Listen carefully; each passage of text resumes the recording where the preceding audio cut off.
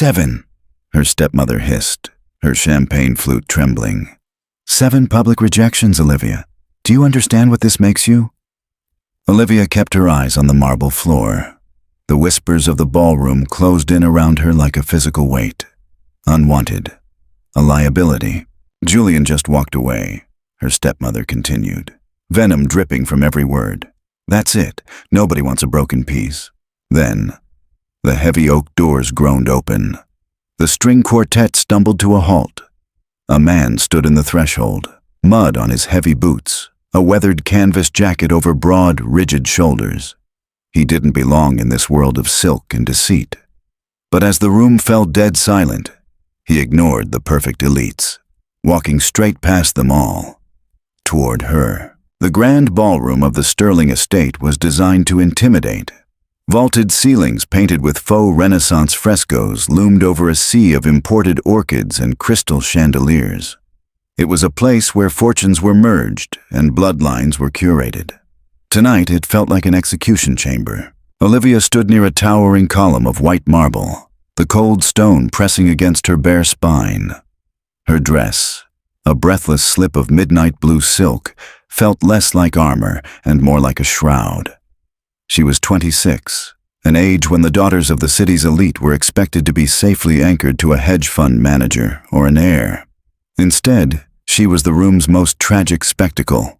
Just minutes ago, Julian Vance, the heir to a shipping empire, had handed her back her evening wrap in front of 300 guests. He hadn't shouted. He hadn't caused a scene. He had simply leaned in, his breath smelling of gin and peppermint, and murmured, "My father won't allow it, Olivia. The optics, you understand." Then he had turned his back and vanished into the crowd of vultures. Rejection number 7. It wasn't just Julian. It was the 6 men before him over the past 3 years. The lawyer who had abruptly stopped calling. The tech CEO who had left her sitting at a Michelin-starred restaurant. The childhood friend who had apologetically explained that his family needed a merger, not a charity case. Each time the social circle had watched. Each time the invisible scarlet letter on her chest grew brighter. "Look at her," a voice carried over the clinking of ice in crystal glasses. Olivia didn't need to turn her head to know it was Eleanor Pierce, a woman whose smile was sharper than a scalpel. It's genuinely pathetic. She thought Vance would look past the bankruptcy. Olivia's chest tightened. The air in the room was suddenly too thick, perfumed heavily with expensive lilies and suffocating arrogance. She dug her manicured nails into her palms, praying for the floor to open and swallow her whole. Beside her, Caroline, her stepmother, looked ready to shatter her glass. Caroline was a woman who measured her worth by the men attached to her family name. Olivia's late father had left them with a ruined legacy, and Caroline had spent every waking hour trying to auction Olivia off to salvage their status. "I can't be seen with you right now," Caroline whispered, her voice tight, barely moving her meticulously painted lips. "Stay in this corner. Do not speak to anyone. Do not cry. I have to go do damage control before the entire board thinks we're infected." Before Olivia could reply, Caroline pivoted on her stiletto heels and blended into the glittering crowd, leaving Olivia entirely alone. The isolation was a physical pressure, pressing against her eardrums. She stared blindly at the champagne bubbling in a glass on a passing waiter's tray. "Just walk out," her mind screamed. Run. But where would she go? The estate was miles from the city, nestled deep in the foothills of the Blackwood Range. The sprawling, jagged mountains loomed outside the floor-to-ceiling windows, dark and indifferent to the petty dramas of the billionaires drinking beneath them. Suddenly, a sharp, dissonant sound echoed through the cavernous room. The heavy oak doors at the grand entrance didn't just open. They were shoved apart with a force that made the brass hinges shriek. The polite, ambient chatter of 300 socialites died instantly. The string quartet, mid-Vivaldi, faltered into a screeching halt as the cellist dropped his bow. Olivia forced her gaze up from the floor. A man stood in the archway. He was a violent disruption to the curated perfection of the room. He was tall, easily 6'4", with shoulders that seemed to eclipse the light from the hallway behind him.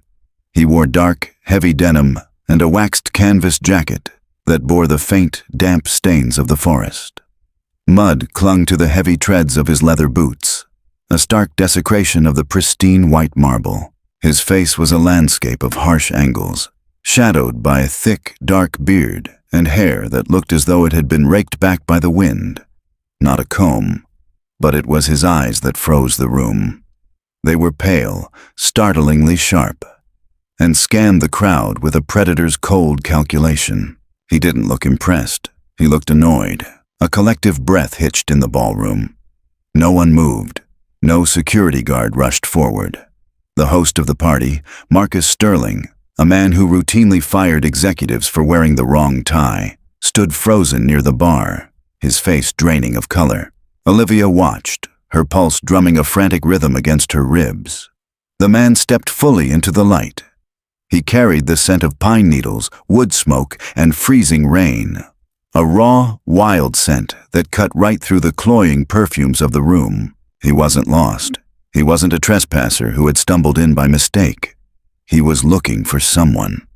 And as his pale, striking eyes swept over the glittering, terrified crowd, they locked directly, unmistakably, onto Olivia. The silence in the Sterling ballroom was absolute, heavy enough to crack glass. The man took a step forward. The dull, heavy thud of his muddy boot against the marble echoed like a gunshot. He began to walk. As he moved, the crowd, billionaires, senators, and socialites, parted instinctively. They shrank back, pulling their silk gowns and tailored tuxedos out of his path as if he were a blazing fire sweeping through dry brush. The air around him crackled with a raw, kinetic energy. It wasn't just his size, it was the way he moved. There was no hesitation, no awe at the opulence surrounding him. He moved with the quiet, lethal grace of an apex predator traversing its own territory. Whispers finally ignited behind him, sharp and frantic. "Is that him? Good God, what is he doing down from the ridge? Don't look at him, Eleanor." Olivia stood paralyzed. Her back remained pressed against the cold column. She watched as women who, moments ago, had been preening for Julian Vance, now visibly recoiled. Yet, beneath their fear, Olivia caught the hungry, curious stares of the heiresses. He was rugged, dangerous, and entirely out of their reach. Several women subtly shifted, hoping to catch his eye as he passed. He didn't spare them a single glance. He walked past Clara Bowden, the cosmetics billionaire. He walked past the governor's daughter, who was wearing a diamond necklace worth more than a small country. He walked past Julian Vance, who actually took a physical step backward, bumping into a waiter in his haste to get out of the way. The man's eyes never left Olivia. Her heart hammered violently in her throat.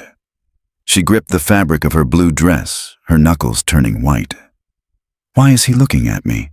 she thought, panic rising. "Does he know my father? Is this another debt? Another humiliation?" He stopped. He was less than 2 feet away from her. Up close, the sheer scale of him was overwhelming. The top of Olivia's head barely reached his collarbone. The scent of him, crushed pine, cold earth, and rain, was intoxicating, grounding her racing thoughts in a way the sterile air of the ballroom never could. For a long, agonizing second, they just looked at each other. His eyes were the color of a winter sky, pale gray rimmed with dark blue. There were fine lines at the corners of his eyes, etched by sun and wind, not by stress and boardroom meetings. His jaw was clenched, a muscle feathering beneath his beard. "You're shaking," he said. His voice was a deep, gravelly baritone that seemed to vibrate in the floorboards. It wasn't a question. It was a statement of fact, delivered loud enough for the closest eavesdroppers to hear. Olivia swallowed hard, fighting to keep her voice steady. "It's cold in here." A faint, almost imperceptible smirk touched the corner of his mouth. It wasn't a cruel smile. "It's a tomb in here," he corrected, his gaze flickering briefly to the staring crowd before snapping back to her. "And they're burying you alive." Olivia gasped softly, the brutal honesty of his words hitting her like a physical blow. She glanced around. The entire room was watching them. Julian was staring, his mouth slightly open.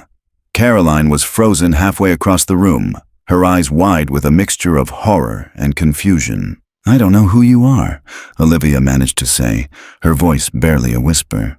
"I'm Liam," he said simply. He didn't offer a last name. In this room, where lineage and titles were everything, he offered nothing but himself. "Liam," she repeated, the name tasting foreign and heavy on her tongue. "What do you want?" "To know if you're going to stand here and let them finish the job," Liam replied, his pale eyes intensely focused on hers. "Or if you're going to walk out of that door with me." The room seemed to tilt. Olivia felt a dizzying rush of adrenaline. Walk out with him? A total stranger? A man who looked like he could tear the building down with his bare hands. "I can't just leave," she whispered, her ingrained social conditioning fighting against the desperate urge to flee. "My stepmother, the event. Your stepmother is currently calculating how much this scene will cost her," Liam said, his voice dropping an octave, becoming intimate, meant only for her. "And the man who just walked away from you is a coward. You owe these people nothing, Olivia." She flinched. He knew her name. He knew what Julian had just done. Liam didn't wait for her to process it. He slowly raised his hand, offering it to her. His palm was broad, heavily calloused, scarred, the hand of a man who worked the earth, who built things, who fought. It was the complete antithesis of the soft, manicured hands that had rejected her for the past 3 years. "7 times is enough," Liam said quietly, the words striking the deepest, most agonizing chord in her chest. "Let them stare at something else." Olivia looked from his scarred, open hand to his steady, unyielding eyes. She looked past him, catching sight of Julian's sneer and Caroline's furious glare. They expected her to break. They expected her to slink into the shadows and disappear. Slowly, her hand trembling, Olivia reached out. When her slender, pale fingers met his, Liam's grip was instant, firm, and undeniably protective. A jolt of electricity shot up her arm. "Hold on," Liam murmured. Without another word, he turned, keeping her hand securely in his, and began to lead her back through the parted sea of the elite. The walk back to the heavy oak doors felt like moving through a dream. Olivia's mind was entirely blank, short-circuited by the sheer audacity of what was happening. Every eye in the sterling ballroom was fixed upon them. The silence was absolute, save for the heavy rhythm of Liam's boots and the soft, terrified rustle of Olivia's silk gown trailing behind him. "Olivia!" The sharp, shrill voice sliced through the tension. Caroline had finally unfrozen. She pushed past a waiter, her face flushed red beneath her powdered makeup. "Olivia, stop right there! What do you think you are doing?" Caroline hissed, though her voice carried across the marble hall. "You do not know this. This person, you are making a spectacle of us."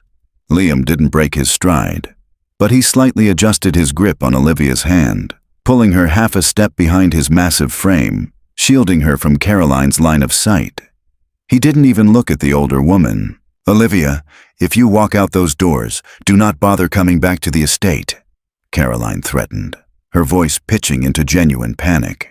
"I will not let you ruin what little we have left." Olivia's steps faltered. The threat was real. Caroline controlled the meager trust fund that kept a roof over Olivia's head. Stepping over that threshold meant total, irreversible ruin. Sensing her hesitation, Liam stopped just inches from the doorway. He turned to look down at her. His expression was unreadable, but his eyes were a storm of intent. He didn't pull her. He didn't force her. He simply waited. Olivia looked back at Caroline, then at Julian Vance, who was watching with a mixture of disdain and bizarre jealousy. She saw the faces of the people who had judged her, measured her, and found her lacking. 7 times. She looked back up at Liam. The scent of pine and rain was stronger now. "I have nothing left to ruin," Olivia said, her voice finally finding its strength. Liam's jaw flexed. "Good." He pushed the heavy oak doors open with his free hand, and they stepped out into the night. The contrast was violent. The ballroom had been suffocatingly warm and perfumed. The outside air was a shock of freezing, violent wind cutting down from the Blackwood peaks. A storm was brewing. The sky bruised purple and black, Liam led her down the sweeping stone steps of the mansion. At the bottom, idling aggressively on the manicured circular driveway, sat a massive, matte black heavy-duty truck. It looked like a military vehicle compared to the sleek Bentleys and Maybachs parked nearby. The engine rumbled with a deep, throaty growl. He opened the passenger door for her. The interior was surprisingly warm, smelling of rich, worn leather, black coffee, and earth. Olivia climbed in, pulling her silk skirt around her legs. Liam shut the door with a solid, heavy thud, sealing her inside the quiet cabin. A moment later, he swung into the driver's seat. He didn't speak. He shifted the truck into gear, and the massive vehicle surged forward, crunching over the gravel driveway and leaving the glowing, opulent prison of the Sterling estate behind. For the first 10 minutes, the silence in the cab was deafening. Olivia's adrenaline began to crash, leaving behind a cold, creeping dread. She was in a truck with a strange man, driving up a winding, treacherous mountain road in the dark. She rubbed her bare arms, shivering despite the blast of the heater. "There's a blanket behind your seat," Liam said, his eyes fixed on the dark road ahead. The headlights cut through the thickening fog. Olivia twisted around, grabbing a heavy wool blanket. She wrapped it tightly over her shoulders. It smelled like him. "Thank you." More silence. The truck climbed higher, the road narrowing as they ascended into the dense, ancient pines of the Blackwood Range. "You knew about Julian," Olivia said softly, unable to bear the quiet any longer. "You knew about the other 6. You knew my name." Liam downshifted as they took a sharp hairpin turn. His massive hands handled the steering wheel with effortless precision. "Everyone in that valley knows about you, Olivia." "So you came to watch the show?" she asked, a defensive edge creeping into her voice. "To see the ruined girl get humiliated one more time." Liam's foot eased off the gas. He turned his head, locking those pale, piercing eyes on her for a long, heavy second. The intensity in his gaze made her breath catch. "I came to stop it," he said quietly. "Why?" Olivia demanded, her voice cracking. "You don't know me. You don't know what happened with my father's company. You don't know that I'm broke, that I'm—" "I know exactly what happened to your father," Liam interrupted, his voice dropping into a dangerous, gravelly register. "I know he was framed by Marcus Sterling. I know you took the social fall to keep Caroline out of prison. And I know that for the past 3 years, you've been letting a room full of cowards make you feel like you're the one who's broken." Olivia froze. Her heart stopped. No one knew that. That was the deepest, darkest secret of the bankruptcy. The secret she had buried to protect her family, even as they discarded her. "How?" she whispered, her eyes wide in the dim light of the dashboard. "Who are you?" Liam turned his attention back to the road as a massive pair of iron gates emerged from the fog ahead. They were rusted, ancient, and flanked by towering stone pillars built into the side of the mountain. As the truck approached, the heavy gates groaned open automatically. "My name is Liam Thorne," he said, his voice flat. Olivia's blood ran cold. The Thornes. The urban legends of the valley. The reclusive family that owned the entire upper half of the Blackwood Range. The billionaires who refused to play the social games, who held more wealth in land and minerals than Marcus Sterling could ever dream of. They were notoriously private. Some called them savages, others called them royalty. "You're a Thorne," she breathed. Liam drove through the gates, the tires turning from asphalt to raw, packed dirt. "So, and as of tonight," Liam said, his jaw setting as a massive, modern fortress of glass, steel, and stone appeared through the trees. "You are under my protection. Welcome to the mountain, Olivia." The Thorne estate did not look like a home. It looked like a stronghold carved directly out of the mountain's jagged spine. As Liam brought the heavy truck to a halt on the stone-paved courtyard, the storm finally broke. Rain slammed against the windshield in violent, icy sheets, obscuring the massive structure of glass, blackened steel, and native timber that loomed before them. "Stay here," Liam commanded, his voice slicing through the roar of the downpour. Before Olivia could protest, he was out of the truck, He didn't run. He walked through the torrential rain with the same unhurried, predatory grace he had displayed in the ballroom, as if the elements themselves dared not rush him. A moment later, her door was pulled open. The wind howled, instantly biting through her thin silk dress. Liam didn't give the cold a chance to settle into her bones. He stripped off his heavy, waxed canvas jacket and draped it over her shoulders. The coat was massive, swallowing her entirely, and it radiated his intense body heat. "Come on," he said, wrapping a thick arm around her waist and pulling her against his side to shield her from the worst of the wind. They moved quickly up the wide stone steps. When Liam pushed open the massive front door, they stepped into absolute, breathless silence. The heavy door slammed shut, cutting off the storm's fury like a severed nerve. Olivia stood dripping in the foyer, shivering despite the heavy jacket. She looked around, her eyes widening. There were no Renaissance frescoes here, no crystal chandeliers or imported orchids. The Thorn House was a cathedral of raw nature. Massive timber beams arched overhead, framing floor-to-ceiling windows that looked out over the black, violent abyss of the valley below. The floors were polished dark stone, and a fireplace large enough to stand in dominated the far wall of the sunken living room. It was intimidating, beautiful, and utterly isolated. "There are no staff," Liam said, watching her take in the empty space. He ran a hand through his wet, dark hair, pushing it back from his face. "If you're expecting a maid to draw you a bath, you're out of luck." "I'm not expecting anything," Olivia said quietly. Her voice trembled, though whether from the cold or the adrenaline crash, she couldn't tell. Liam's pale gray eyes softened by a fraction of a degree. He walked over to the massive fireplace, grabbed a heavy iron poker, and within moments, coaxed a roaring blaze from the embers. The firelight cast long, dancing shadows across his sharp jawline. "Through that hall. Second door on the left is a guest suite," he said, not looking back at her as he stacked another thick log onto the grate. "There's a hot shower. You'll find some clean clothes in the dresser. They won't be silk, but they'll be dry." Olivia clutched the lapels of his oversized jacket. The scent of him, wood smoke and rain, was anchored deep in the fabric. "Why did you bring me here, Liam?" she asked, the question finally bursting past her lips.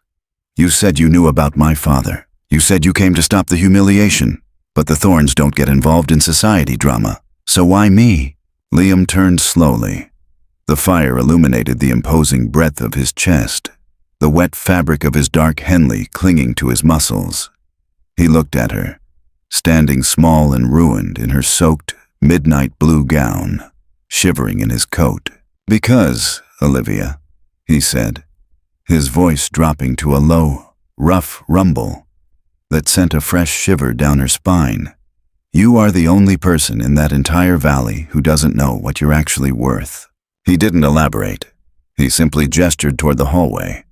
"Shower. We'll talk when you aren't turning blue." She wanted to press him, to demand answers, but a violent shudder racked her body, betraying her exhaustion. She nodded once, turning on her heel. As she walked down the dimly lit, wood-paneled hallway, she could feel his eyes on her, heavy, calculating, and intensely protective. She was in the belly of the beast, cut off from the only world she knew.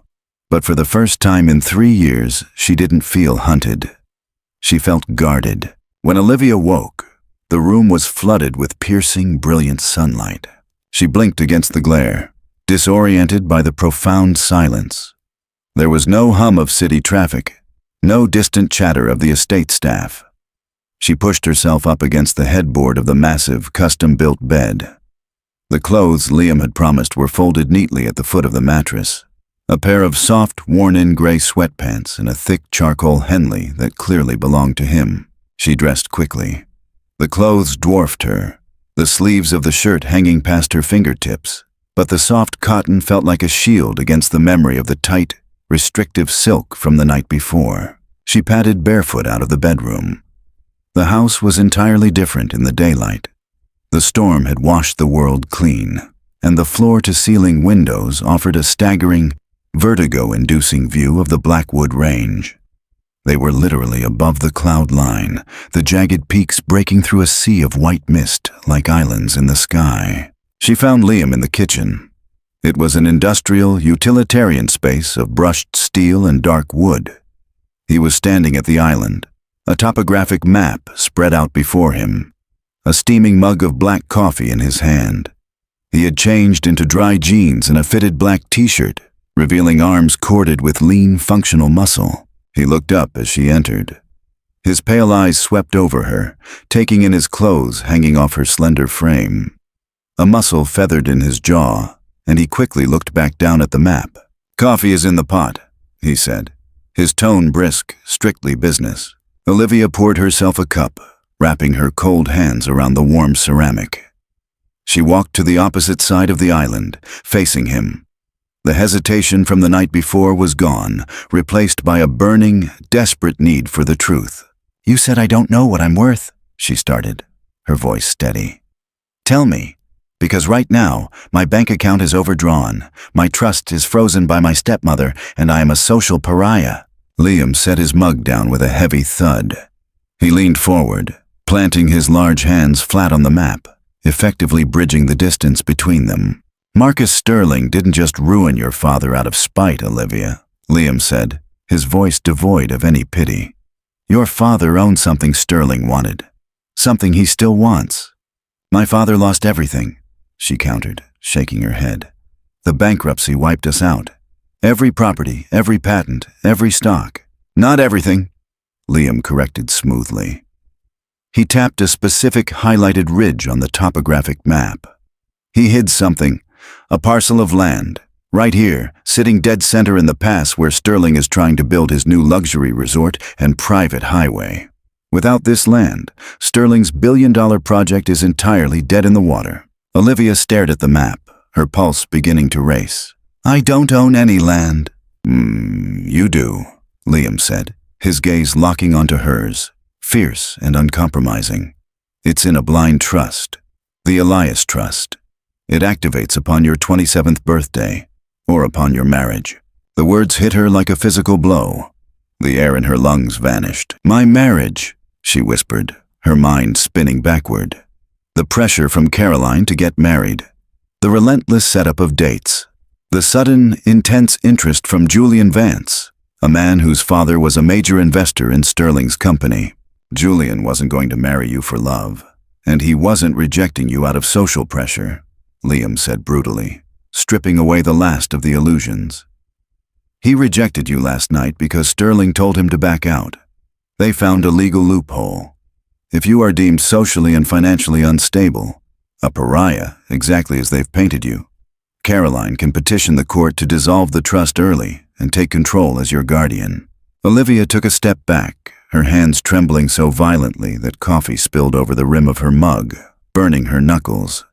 She didn't feel the pain. "Caroline knew," Olivia breathed, the betrayal carving a hollow cavity into her chest. "She orchestrated the rejections. She made sure I failed every time. She was trying to break me." "Yes," Liam said softly. "They were trying to break you so you would surrender the only piece of power you have left." The silence that followed Liam's revelation was heavy, thick with the wreckage of Olivia's entire reality. She turned away from him, walking toward the massive glass window. She stared out at the jagged peaks, but she wasn't seeing them. She was seeing the past 3 years of her life, the tears she had cried in empty bathroom stalls, the panic attacks before charity galas, the crushing, suffocating belief that she was fundamentally unlovable, broken, and worthless. It was all a calculated, boardroom-orchestrated lie. A choked, ragged breath escaped her lips. She squeezed her eyes shut, fighting the sudden, overwhelming urge to shatter. Then, she felt the heat of him. Liam had moved silently across the room. He didn't touch her, but he stood just inches behind her, his large frame acting as a solid, immovable wall against the storm raging in her mind. "Are you going to cry?" Liam asked. His voice wasn't cruel. It was challenging, a rough baritone that vibrated in the quiet room. Olivia opened her eyes. The reflection in the glass showed the two of them. The broken socialite swallowed in oversized clothes, and the Mountain King standing guard behind her. "I've spent 3 years crying," Olivia whispered, her voice hardening, the sorrow rapidly calcifying into a cold, blinding rage. "I'm done." She turned to face him. They were impossibly close. She had to tilt her head back to meet his gaze. The scent of him, pine, coffee, and clean male sweat, filled her senses. "Good," Liam said, a spark of dangerous approval flashing in his pale eyes. "Because Sterling will know you're gone by now. When he finds out you walked out with me, he'll know the Elias trust is compromised. He is going to come for you." "Then what do we do?" she asked, her chin lifting in defiance. "We fight," Liam replied simply. He reached out, his calloused fingers gently brushing against her hand to take the cooling mug of coffee from her trembling grip. The brief contact sent a jolt of electricity straight to her core. He set the mug on a nearby side table and looked back down at her. "You stay here, on the mountain," he instructed, his tone shifting from informative to commanding. "You are under my roof now. Sterling's lawyers, Caroline's threats, none of it crosses my property line. I have my own attorneys digging into the trust right now. We secure the land, we put it entirely in your name, and we watch Sterling's empire bleed." Olivia searched his face. It was a face carved from stone, unyielding and harsh. Yet, beneath the rugged exterior, there was a fierce, protective honor that she had never encountered in the gilded ballrooms of the valley. "Why are you doing this, Liam?" she asked, her voice dropping to a soft, vulnerable whisper. "You could have just bought the land from me. You could have let them break me and picked up the pieces. Why become a target for my sake?" Liam's jaw tightened. The air between them seemed to thicken, the proximity suddenly charging with a different, more complex tension. His eyes dropped to her lips for a fraction of a second before snapping back up to hers. "Because a long time ago, your father was the only man in that valley who didn't look at my family like we were animals," Liam said quietly, the raw truth bleeding through his stoic facade. "He owed me nothing, but he showed me respect. I am repaying that debt." He paused, taking a deliberate half-step closer, completely eliminating the space between them. "And because," Liam murmured, his voice dropping into a dark, mesmerizing gravel, "I watched a room full of cowards try to break you for 3 years, and I decided I wasn't going to let them succeed." Chapter 7. The Siege of Blackwood. The confrontation didn't take days to materialize. It took barely 48 hours. Olivia was standing on the sprawling cedar deck wrapping around the Thorne estate, watching the morning mist burn off the Blackwood peaks, when the distant crunch of heavy tires broke the mountain's silence. She gripped the wooden railing. Far below, navigating the treacherous switchbacks, a convoy of 3 sleek, black SUVs was making its way toward the iron gates. They looked absurdly out of place against the rugged, untamed wilderness, like polished beetles crawling over a sleeping bear. The sliding glass door behind her opened. Liam stepped out, holding a thermos of coffee. He didn't look surprised. He wore a heavy flannel shirt rolled to the elbows and work boots, looking every inch the undisputed lord of the mountain. "Sterling?" Olivia asked, her voice tight but surprisingly steady. "Sterling, Caroline, and likely half a dozen corporate lawyers who have never seen a dirt road in their lives," Liam replied. He set the thermos on a patio table. "The gate is locked, but they'll try to serve papers. You don't have to come down. Stay here." Olivia looked at him. 3 days ago, she would have hidden. 3 days ago, the mere thought of Caroline's sharp, disapproving glare would have sent her spiraling into a panic attack. But the air up here was different. The heavy, oversized wool sweater of Liam's that she wore felt like armor. "No," Olivia said, her chin lifting. "I'm done hiding. If they want to look at me, they can look me in the eye." A slow, deeply satisfied smile touched the corner of Liam's mouth. It was a fierce expression, one that made her heart skip a beat. "All right then, walk with me." They descended the long, winding dirt driveway together. By the time they reached the towering, rusted iron gates, the SUVs had parked. Men in tailored 3-piece suits were already stepping out into the mud. looking around with open disdain.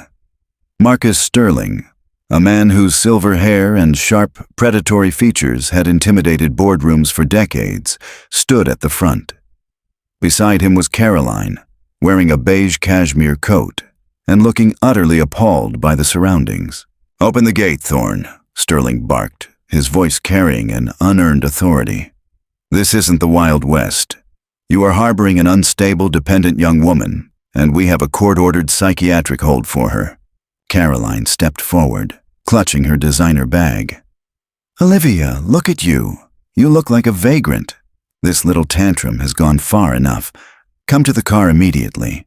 We have a doctor waiting in the city to help you through this episode." Olivia felt a momentary spike of the old terror, a phantom weight pressing on her chest. They were trying to institutionalize her. They were going to declare her legally incompetent to force the dissolution of the Elias Trust. Before she could speak, Liam stepped smoothly in front of her. He didn't raise his voice. He didn't posture. He simply stood on his side of the iron bars, a mountain of quiet, lethal violence. "The only people trespassing on private property right now are you, Marcus," Liam said, his voice a low, gravelly hum that carried perfectly in the cold air. "If one of your shiny Italian loafers touches the dirt on my side of this gate, I won't bother calling the sheriff. I'll handle the eviction myself," Sterling sneered, though he instinctively took a half-step back. "Spare me the lumberjack routine. I have a judge's signature right here. Olivia Elias is not of sound mind to manage her affairs or her trust. If she doesn't come with us, the sheriff will be up here in an hour with a battering ram." "Let me see it," Olivia said, stepping out from behind Liam. Caroline scoffed. "Olivia, be quiet. You are embarrassing yourself." "I said, let me see it," Olivia repeated, her voice ringing out, sharp and clear. She looked directly at Caroline, dropping the deferential mask she had worn for years. "You sold me out, Caroline. You spent 3 years making sure I was rejected in public so you could build a case that I was emotionally unstable. All for a cut of Marcus's resort." Caroline's face went pale, her mouth opening and closing like a landed fish. Sterling narrowed his eyes. "It doesn't matter what you think you know, little girl. The trust stipulates that control defaults to your guardian if you are deemed unfit, or until you marry. And since Julian Vance, and every other respectable man in the city, had the good sense to walk away from you, you are out of options. The land is mine." Liam reached out, his large, calloused hand wrapping securely around Olivia's. The heat of his skin sent a jolt of pure adrenaline straight to her core.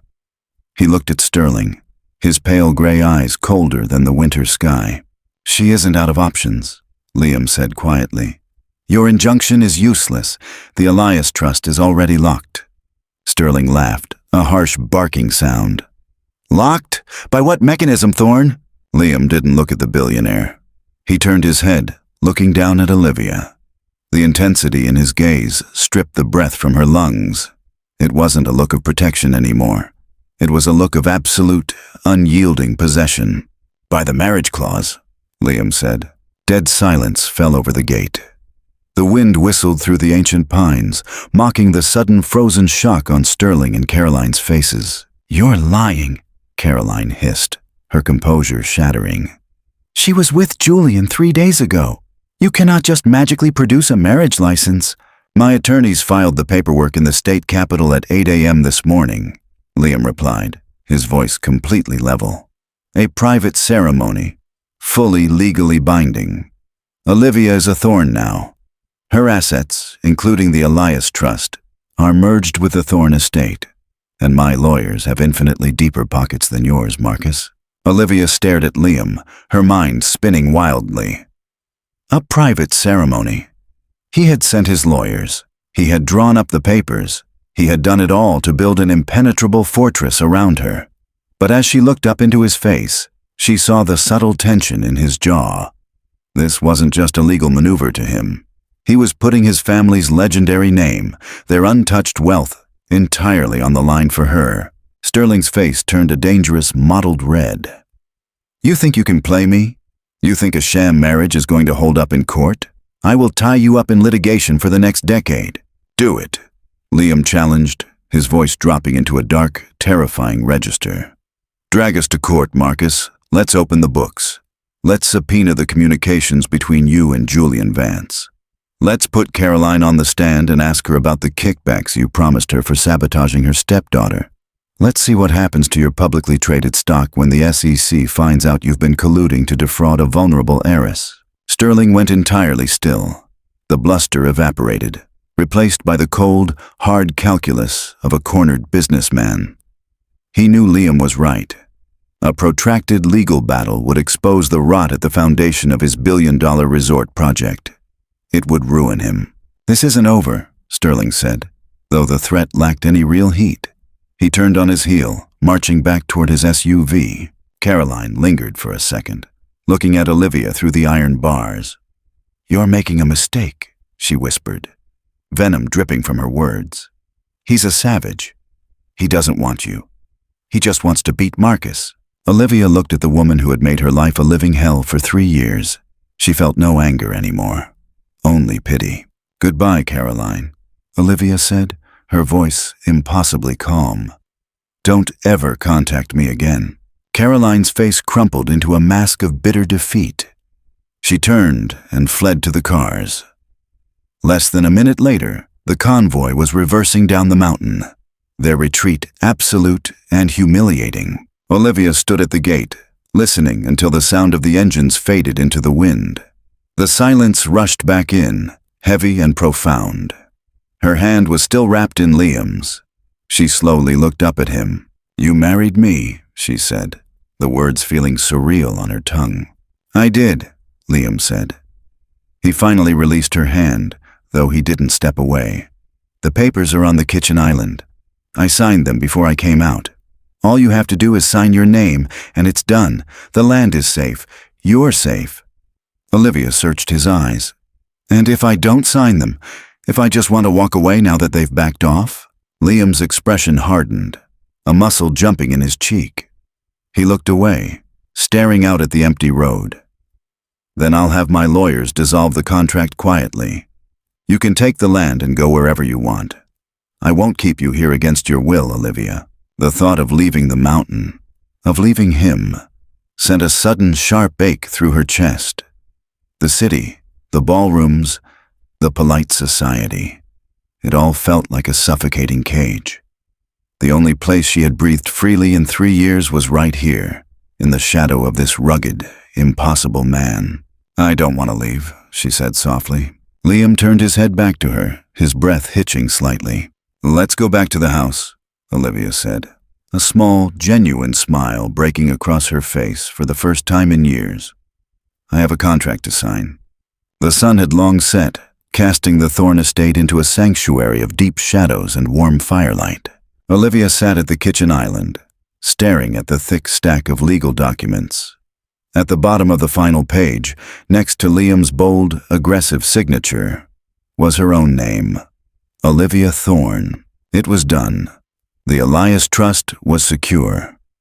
Marcus Sterling's empire was facing a massive, very public collapse without the land to bridge his resort. The nightmare was over. But as she sat in the quiet house, a new, completely different kind of tension coiled in her stomach. She heard Liam's heavy footsteps approaching from the hallway. He walked into the kitchen, having showered and changed into clean, dark clothes. He stopped when he saw her looking at the papers. "My lawyers confirmed receipt," Liam said, his voice quiet in the cavernous room. "It's ironclad."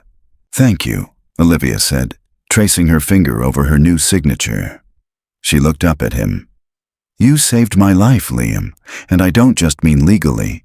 You reminded me that I have a spine." Liam moved closer, resting his hip against the edge of the island. The physical distance between them was practically non-existent. The air crackled, thick with the unspoken gravity of what they had just done. "You always had a spine," Liam murmured, his pale eyes tracking her every movement. "They just buried it under a mountain of expectations. I didn't give you anything you didn't already own." Olivia stood up. She didn't retreat. She stepped into his space, tilting her head back to meet his gaze. The scent of pine and clean rain enveloped her. "Caroline said you didn't want me," Olivia whispered. the vulnerability she had hidden all day finally surfacing. "She said you just wanted to beat Marcus." Liam's eyes darkened, a flash of pure territorial heat igniting in the pale gray depths. Slowly, deliberately, he reached out. His large, rough hands cupped her face, his thumbs gently brushing over her cheekbones. "Caroline is a fool," he said, his voice dropping to a rough, gravelly whisper that made her knees weak. "I didn't walk into that ballroom to spite Marcus Sterling. I walked in there because I saw a woman who was worth more than the entire room combined, letting a bunch of cowards tell her she was nothing." His gaze dropped to her lips, and Olivia's breath hitched. "I didn't marry you for a piece of land, Olivia," Liam confessed, the raw, brutal honesty of his words echoing in the quiet room. "I married you because the moment you took my hand in that ballroom, I knew I was never going to let it go." A soft, shattered gasp escaped Olivia's lips. All the pain, all the rejection, all the feelings of inadequacy she had carried for 3 years evaporated under the searing heat of his gaze. She wasn't rejected 7 times because she was broken. She was rejected so that she would end up right here, on this mountain, with the one man strong enough to hold her. She reached up, tangling her fingers into his thick, dark hair. "Then don't let go," she breathed. Liam didn't hesitate. He pulled her flush against his massive chest, lowering his head, and kissed her. It wasn't a gentle, polite kiss. It was hungry, desperate, and entirely consuming. It was the collision of 2 people who had found sanctuary in the wreckage of each other's lives. Olivia kissed him back with equal ferocity, wrapping her arms around his neck, finally anchoring herself to the one thing in the world that was real. Outside, the wind howled across the jagged peaks of the Blackwood Range. But inside the fortress of glass and timber, the storm had finally passed. The Mountain King had found his queen, and the world below would never touch them again. She was rejected. 7 times, Olivia's journey reminds us that the world's definition of our worth is often a calculated lie. True value isn't found in the approval of those who seek to use us, but in the fierce, unyielding strength we discover when our backs are against the wall. Sometimes you have to endure the wrong doors closing so the universe can push you toward the right one. If this story of finding power in vulnerability, overcoming toxic manipulation, and discovering a fiercely protective love resonated with you, please leave a like. Hit the share button to send it to a friend who needs to hear this message, and subscribe for more gripping, high-stakes cinematic romance.